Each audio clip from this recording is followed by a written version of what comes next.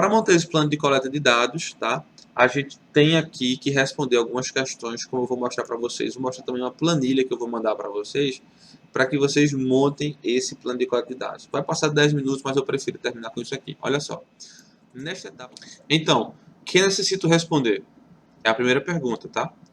Que questão eu necessito responder? Ou seja, você está desenvolvendo um processo em si, tá? E você está estudando aquele fenômeno que você tem interesse. O que é que você quer responder ao criar uma carta de controle? Você quer responder apenas se está fora de controle ou não? Ou você quer identificar os motivos que levam a carta a ficar fora de controle? O que é que você quer responder? Porque baseando-se nisso, você vai montar um plano de coleta de dados completo. Então, para pensar. O que é que eu quero responder? Imagina que o peso do chocolate está saindo de controle, eu quero revelar que está saindo de controle e quero identificar o porquê que está saindo de controle. Esse porquê ele pode estar na temperatura do ar, no momento, pode estar na temperatura da máquina. Então, o que você quer responder, o que você necessita responder, é um motivo pelo qual está saindo de controle. Então, estratifica, coloca isso no coleta de dados, tá? Então, pensa sempre, o que é que eu quero responder no final desses dados aqui? Porque isso é o que vai balizar a maneira como eu vou construir a minha coleta. Como irei reconhecer e comunicar a resposta à questão? Que ferramenta de análise eu vou utilizar? A gente pode utilizar? Como utilizaremos os resultados? Que tipo de dados e análise de dados a análise de dados requer? Quem no processo pode disponibilizar os dados? Como coletar os dados com o mínimo de esforço e menor chance de erros? Que informação adicional necessitamos para análise futura, referência e rastreabilidade? Tá? É importante detectar a informação necessária para que faça-se análise, para que faça-se a avaliação dos dados. E é esse fluxo que vai auxiliar a definir as necessidades dos dados e que características dos dados são mais importantes. A partir disso, estamos prontos para definir claramente a coleta de dados. Gente, estou começando a pensar que definir um plano de coleta de dados é muito mais complexo do que você pegar a planilha, ir lá, qual é o preço do chocolate fulano, qual foi agora, Beltrano, qual foi agora, Ciclano, e agora, Beltrano. Não é assim. Tem muita coisa por trás disso, né?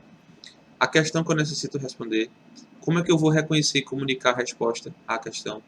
Qual é o link que eu vou utilizar? Ó, vê, se eu posso saber que a temperatura pode estar influenciando o peso, qual é a comparação? É uma regressão simples, muito bem, você já sabe o que você vai fazer, não é uma regressão simples? Então, quando for coletar os dados, já coleta os dados em formato de coluna, porque isso facilita você jogar num software como Unitab e fazer a regressão simples. Então, você já vai pensar no final e construir o final desde o início, para que você diminua o teu esforço, né? Mudando de coluna, mudando de forma, né? Que ferramentas você vai utilizar? Eu já coloquei várias ferramentas aqui, tá? Que tipo de dado a análise de dados requer? Se é um dado contínuo, se é um dado discreto, tá? Porque, a depender do que seja, se for um dado discreto, você vai ter que montar essa coleta de uma maneira diferente.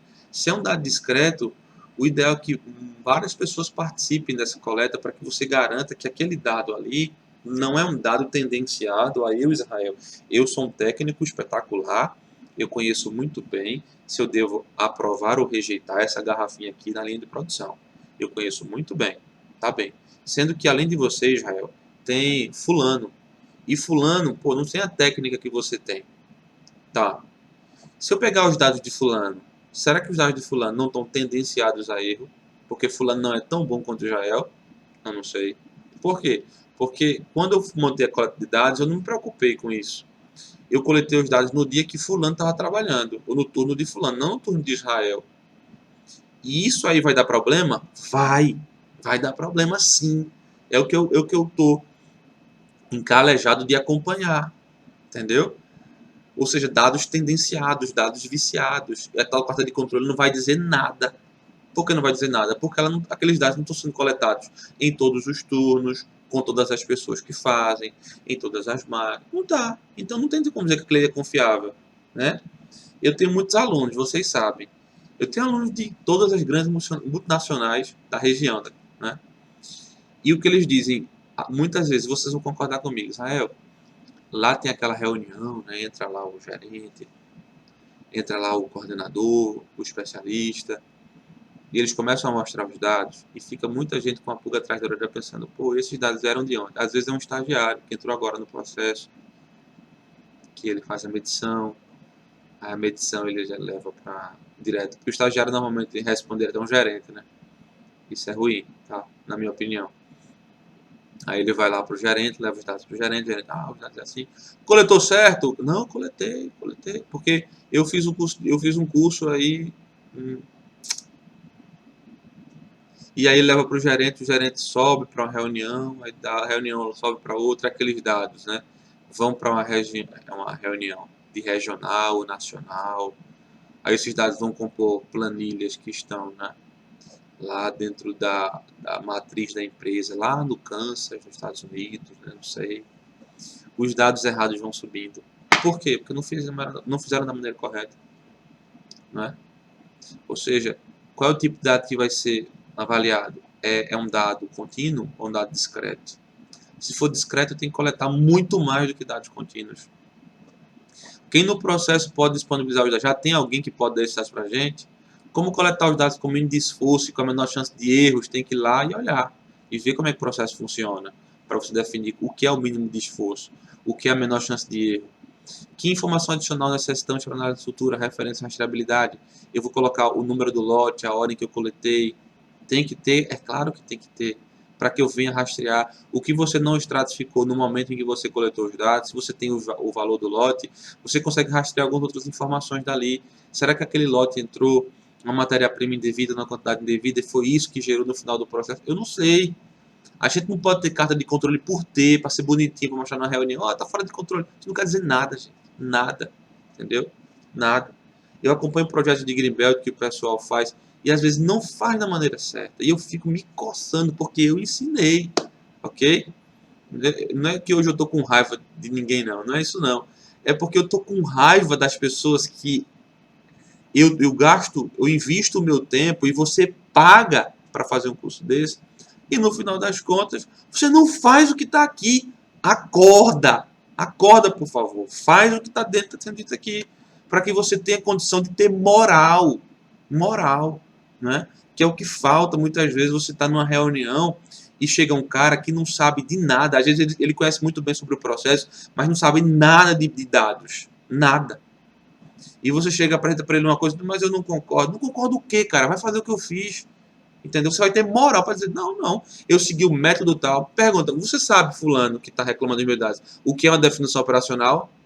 Aí ele vai pensar, é uma definição operacional. Não sabe o que é, não sabe. E você sabe por que você está fazendo. Então, faça, por favor, gente. Por favor.